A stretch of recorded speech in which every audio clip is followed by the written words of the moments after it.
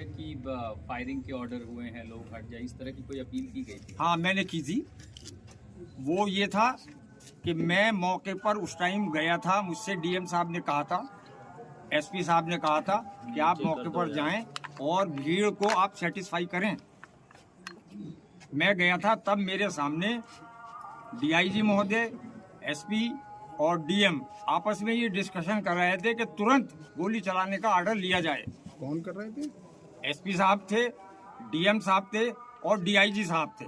मैं उस टाइम वहां मौजूद था। तब मैंने ये सोचा कि अब गोली चलने ही वाली है।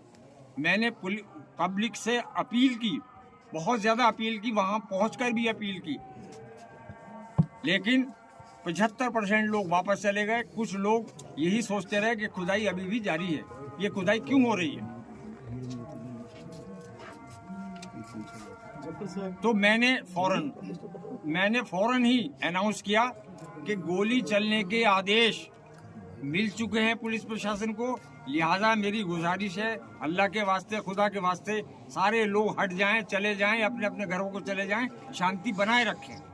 उसके बावजूद भी कुछ लोग वहाँ ये जानने के लिए रहे कि क्या वाकई में जामा मस्जिद की खुदाई हो रही, और किसी लिए नहीं, इसलिए। लेकिन खुदाई की अफवाह किसने फैलाई जी, खुदाई की अफवाह किसने फैलाई? खुदाई की अफवाह इसलिए फैली कि वो पानी जब चारों तरफ चला तो पब्लिक में ये अफवाह हो गई, ये भ्रम हो गया, ये हो गया कि खुदाई चल रही है इसलिए ये पानी आ रहा, क्योंकि वो पानी आने का कोई टाइप था नहीं। अंदर से लगातार अनाउंसमेंट भी हो रही है और उसके बाद भी अफवाह फैल रही है, तो ये तो कहीं ना कहीं आप लोगों की कमियां रही ना?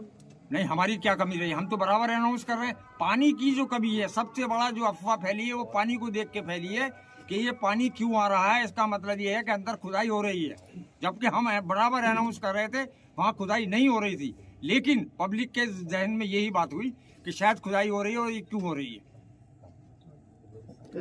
पुलिस का तो ये मानना है कि गोली जो है पुलिस ने नहीं, पब्लिक में ही चली है। ये कहना बिल्कुल गलत है पुलिस का, ये कहना बिल्कुल गलत है। पुलिस गोली हमारे सामने चला रही थी, मैं मौके पे मौजूद था। पब्लिक की तरफ से मेरे सामने कोई गोली नहीं आई।